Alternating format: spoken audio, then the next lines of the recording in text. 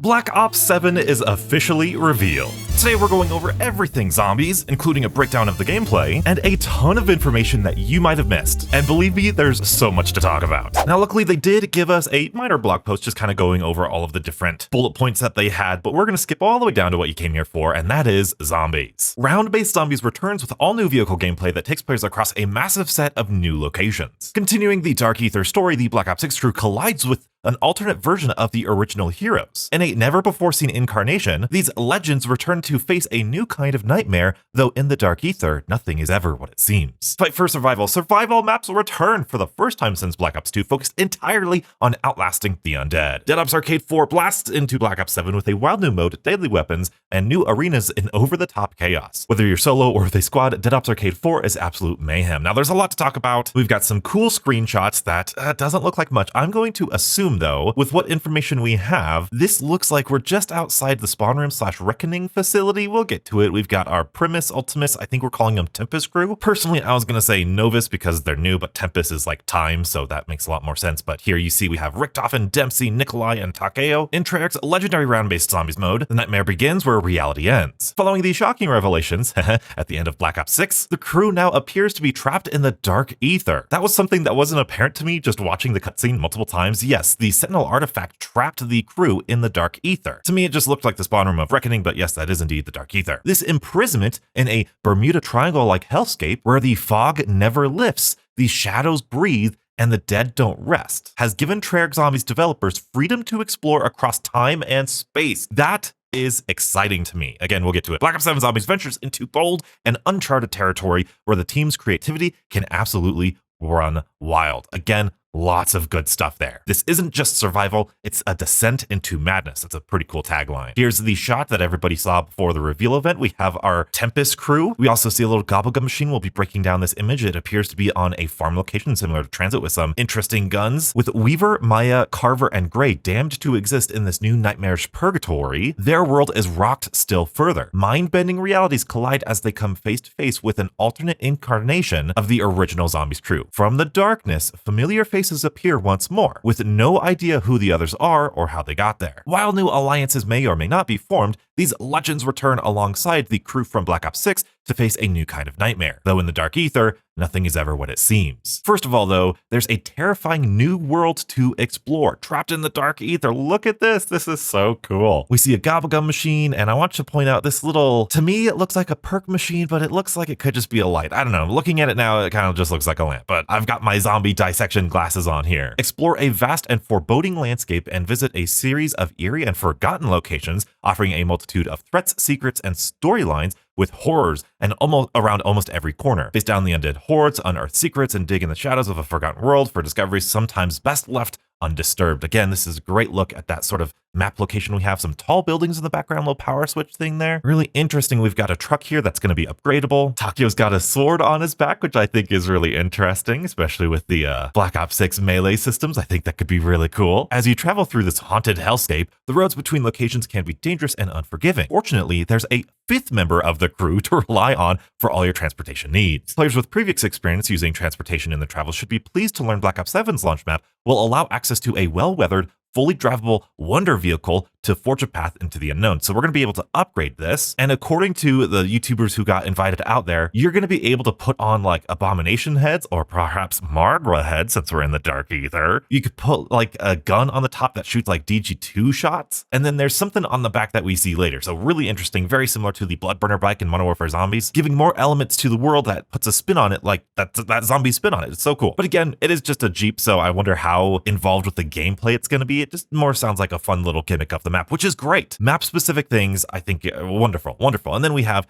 Dead Ops Arcade here. Cool little Nuketown top-down point of view. We've got the Guardian from Citadel in there. I thought that was really cool. I haven't really played Dead Ops Arcade, so I wonder if this year's my year to get into Dead Ops Arcade. We have survival maps coming back for the first time since Black Ops 2, delivering a focused, unfiltered, round-based zombies experience at individual locations throughout the launch map. There are no quests other than you and your squad surviving against the relentless undead as long as you can. Believe me, we're going to talk about that. Lots of people talking about that. I want to talk about it, but let's do the news portion first. Core movement changes also make an appearance in Black Ops 7 Zombies, with omni-movement innovations and combat role present, as well as a disappearance of the tac sprint has also been removed by zombies by default. By default makes it seem as though we're going to be able to put on a perk or an augment that gives us tac sprint. Perhaps stamina up will enable tac sprint, since that's a big part of some of their augments. Same thing with maybe like PhD, Dr. Ram, you got a tac sprint. I'll do this real quick. Personally, I was excited for tac sprint in Black Ops 6, and I love tac sprint in Black Ops 6, especially with super sprinters giving me an option to sprint even faster than the super sprinters. I think it's fantastic. Now, with the removal, does that mean they're going to slow down super sprinters? That could be an overall win in my books, making it a little bit less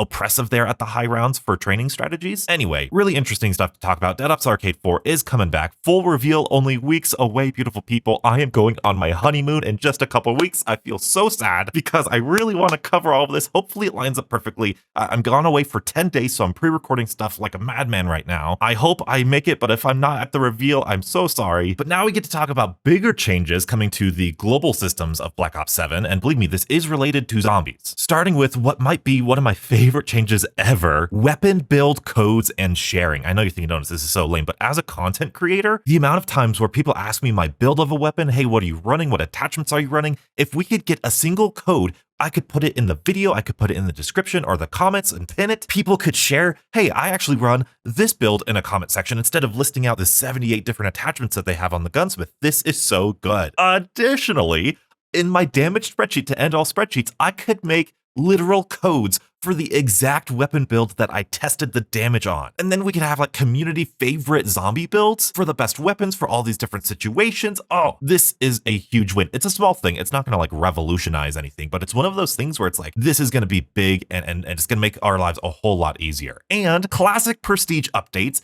and weapon prestiging is back. And this looks like the Rampart from Black Ops 4, the Scar variant, or the TAC platform back in the Modern Warfare franchise. I love those guns. We have Weapon Prestige 1 at levels 1 to 50, Weapon Prestige 2, and then Weapon Prestige Master from levels whatever to 250. There will be a classic Prestige journey in Black Ops 7, and Treyarch will share more about the improvements and updates to the system later in the year. Thank goodness, I love the classic system. However, there's a second stage of Prestige planned as the evolution and progression continues. Weapon Prestige. Working alongside Classic Prestige, Weapon Prestige brings deep progression, mastery, and rewards to the weapon progression journey. You level up your chosen weapon as normal, unlocking attachments as you progress. If you decide to enter Weapon Prestige, you unlock a unique camo that you can equip to any weapon. This will relock all but the weapon's available optic attachment, so very similar to Black Ops 6. With the new weapon, you can always put on an optic as you begin a fresh leveling journey on that weapon over again. Entering Weapon Prestige also unlocks a unique build-changing prestige attachment that is different with every weapon and can only be unlocked when entering or by entering Weapon Prestige. This sounds a whole heck of a lot like the operator mods or the aftermarket parts. I imagine it might be like, here's a steady aim laser, but the prestige attachment is like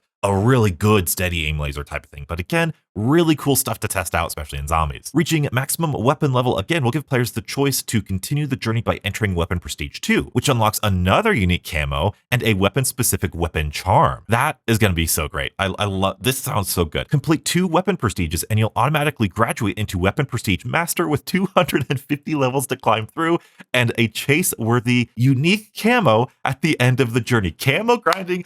Lego, I am so sorry. We're going to be playing these survival maps non-freaking stop. And speaking of camos, Treyarch's weapon team is hard at work raising the bar on innovations to weapon camo visuals and design, which is great because I feel like the camos in Black Ops 6, they were really dull to me, which is weird for Treyarch. I really loved the weapon camos, all of them in Modern Warfare 3. There will be mastery camos, which is awesome. Not only will there now be 4 camo tracks across Black Ops 7 modes, co-op multiplayer zombies alongside with Call of Duty Warzone at Season 1, there are more ways than ever to earn camos. Looking ahead to the post-launch seasons of content, we're excited to confirm that Treyarch is bringing weekly challenges to Black Ops 7 with unlockable attachments, weapons, and score streaks to earn during the live seasons. as well as challenges for all modes, and 2 completion weapon camos to chase during every season. Obviously, to me, that sounds a whole heck of a lot like the Modern Warfare 3 system, which is literally exactly what I asked for, what a lot of people asked for. This is fantastic. Listening to the community,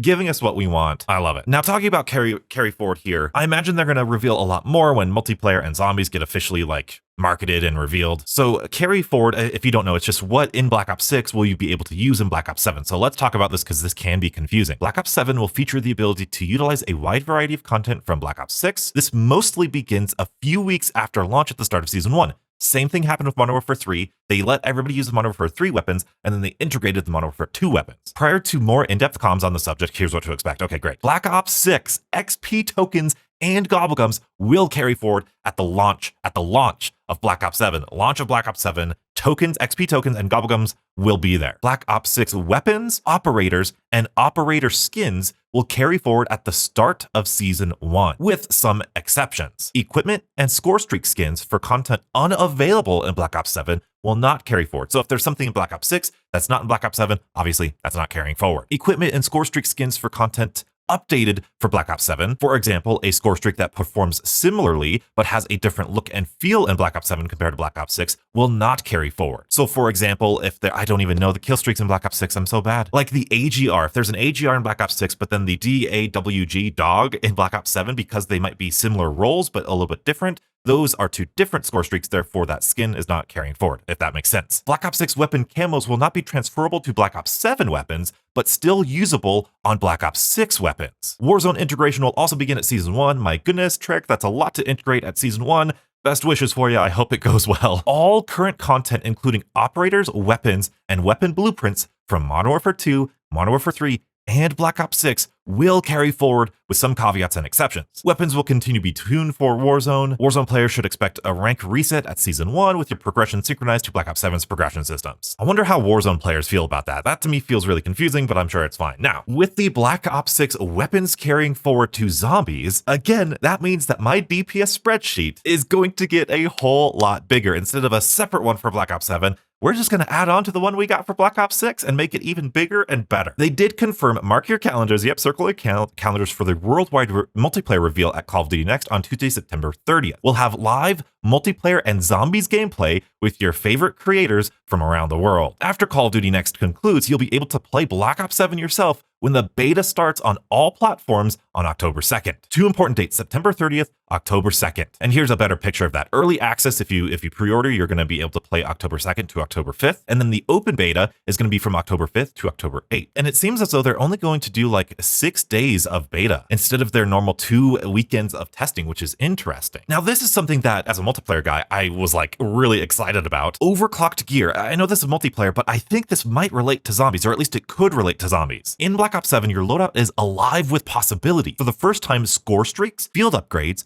and equipment can be upgraded with the new overclock system. Growing more versatile the more you use them. Every match becomes a step forward and becomes a step towards unlocking their full potential. I have been wanting a camo grind type thing. I know we have the medals. I know we have the I think they're called like medals or something in Black Ops 6 to show you how many kills or uses you've had with each piece of equipment. But progressing your kill streak to get it even bigger and better, and you need to get 10 kills to unlock this attachment for this kill streak, okay? And then you need to get double kills with the death machine to, increase its ammo count or something like that. Could be so cool. And that could also be something in zombies. Using your equipment in zombies, kill 100 zombies in smoke grenades. Cool. Your smoke grenades now last longer. Or maybe the radius that you're hidden within the smoke is actually bigger. Now that's a ton of work. That's a ton of stuff that they didn't talk about, but that's just where my mind goes. Now I do want to showcase the weapons here because this is a near future Call of Duty. We see some returning stuff. We see the Peacekeeper coming back, which is great. We see that shotgun. I forget exactly, the Guardian, I think it's called. A launcher. Peacekeeper again. It looks like I like that one right there. That looks very interesting. Kind of almost like the Bison with that magazine going in front, but it's not a cylindrical magazine. Really cool. These look like the Cat 45, so really cool. And then another sniper there. This game feels different. I know that sounds weird, and I'm really kind of talking multiplayer campaign, I guess, but it feels as though Black Ops 3 and Black Ops 4 were heading in this direction, and then they got sidelined with Cold War and Black Ops 6, and that sort of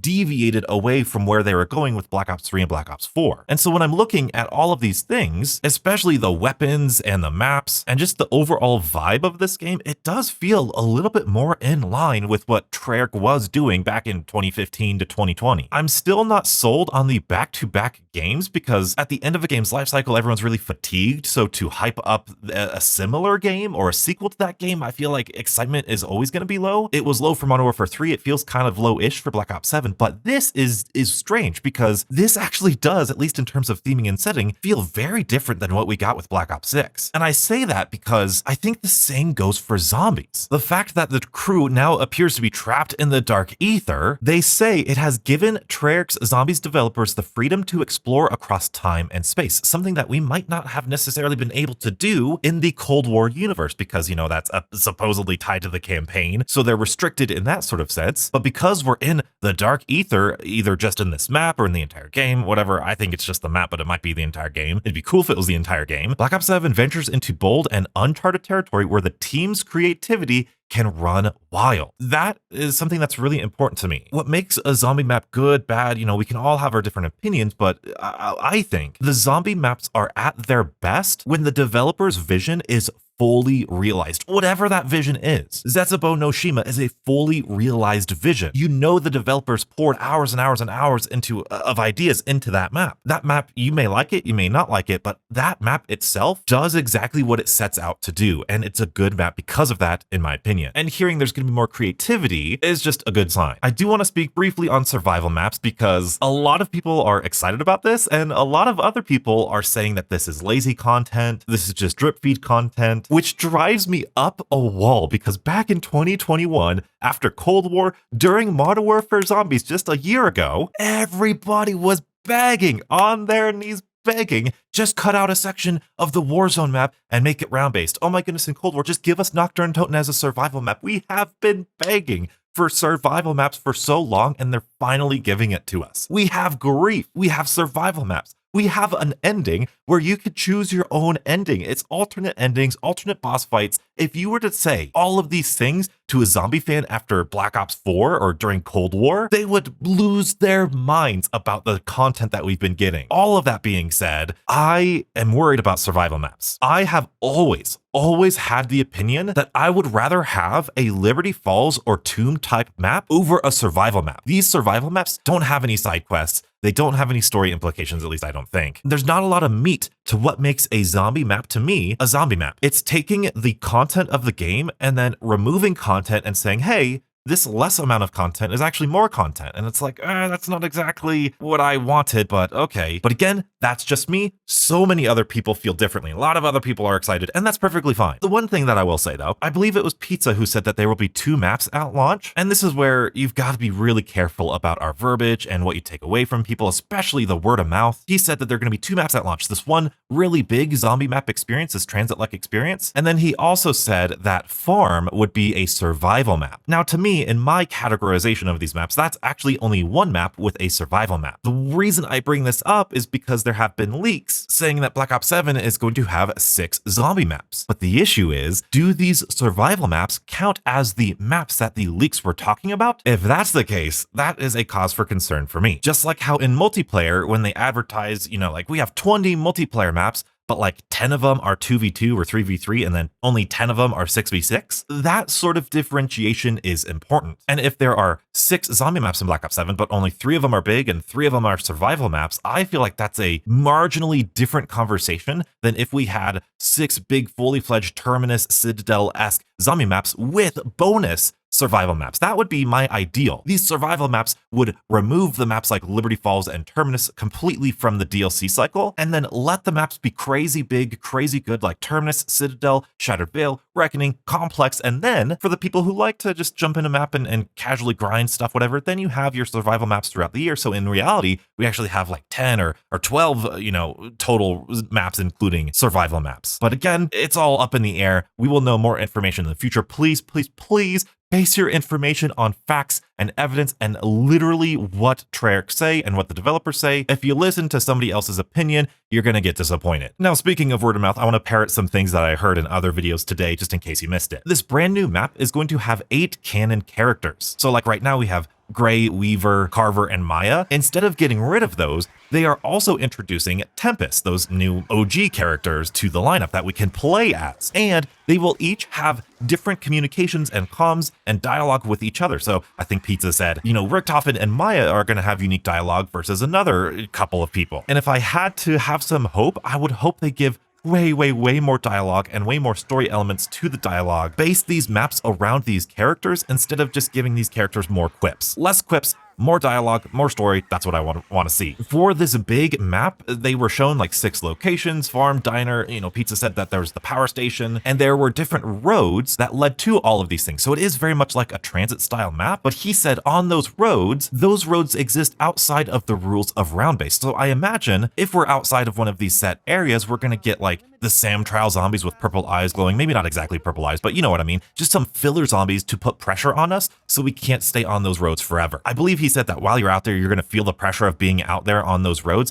and you're going to want to get back to the playable locations quickly. And finally, according to Mr. Dalek JD, he said that intro cutscenes are confirmed for every single map. Now imagine that's not including survival maps, that's never really how it's been, which is perfectly fine. I do wonder why they didn't make intro cutscenes for all of the maps. Maybe they feel they weren't important, maybe they feel like they were short on time, which is definitely the case, 2 back-to-back games. Very interesting discussion to have there, but now let's break down some actual gameplay. During the reveal trailer, we got this image of a zombie eating our hand. I say our hand because this looks exactly like one of those death animations or death cutscenes that we get every time we die in zombies, which I think is fantastic to return. Here is a beautiful shot of Richtofen, and who is that? That's Nikolai. Looks like he's using the Guardian shotgun, but as you can see, we're in the dark ether here. We are also, looks like we're at the Reckoning map. But this almost looks like the tower has fallen, doesn't it? Doesn't this look like ground level? And then this Project Janus logo type thing was on the top of the tower of Tower 1, so really cool there. But in the background, you could see this bright green glowing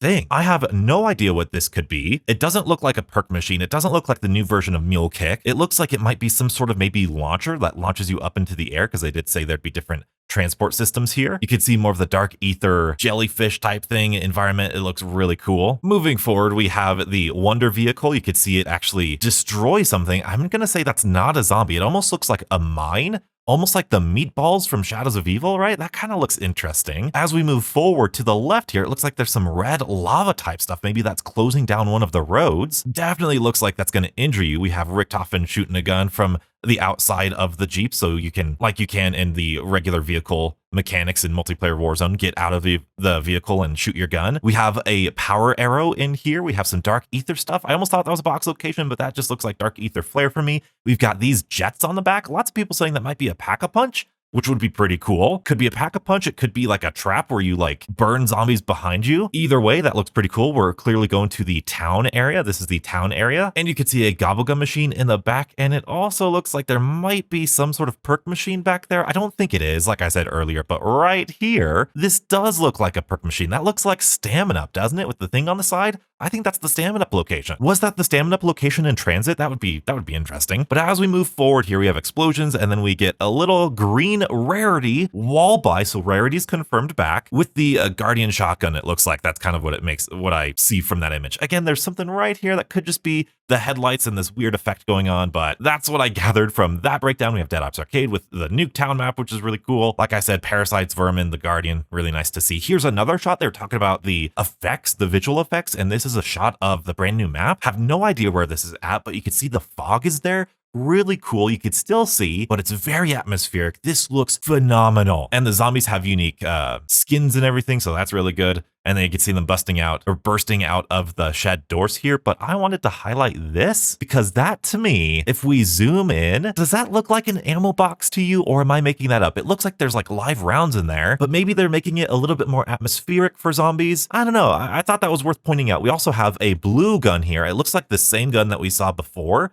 the Guardian shotgun, but now it's blue. So again, rarity's confirmed. Believe me, I know people are not happy with modern systems, even though I really like modern systems. I think they're good in a lot of ways. Kevin Drew, you always look good. As we move forward with this, they show this intro exit cutscene here again from Reckoning, spoiler alert. But the more I look at it, the more I think this is not the outro cutscene for Reckoning, but more so the intro cutscene for this new map, because we get new footage here. Look at this, okay? Everyone's talking about who this guy is. There's 2 frames of this. Look at this guy leaving through this portal here. Is that portal going back to the regular universe, like going back to our overworld outside of the Dark Ether? Because the hat that he is wearing is the exact same hat, or looks like the exact same hat, as the Modern Warfare 3 Season 5 cutscene of the Shadowsmith or the shadowy figure, whoever was standing in front of Shattered Veil, seemingly had a similar hat. Now, who is this guy? Let's kind of skip forward a little bit here. At the very end, they show this cutscene of somebody walking up with zombie heads in these cages, which looks so sick. They're smoking. So I don't know if they were like powering up his device or something, or maybe he was looking for the crew and those were like, I don't know. But this is all we get. But from what it looks like, if we rewind back, you can see all of our characters are now fallen down on the ground. So this looks like it might be our main antagonist, and it might be the Shadowsmiths. It might be Dr. Monty. It might be the Shadow Man. There's so much lore about this. I want to talk about this. Stanley, you need to make some more storyline videos. We need to know. We need to explore this. But it very much looks like he did like a Richtofen Shadows of Evil. Hey,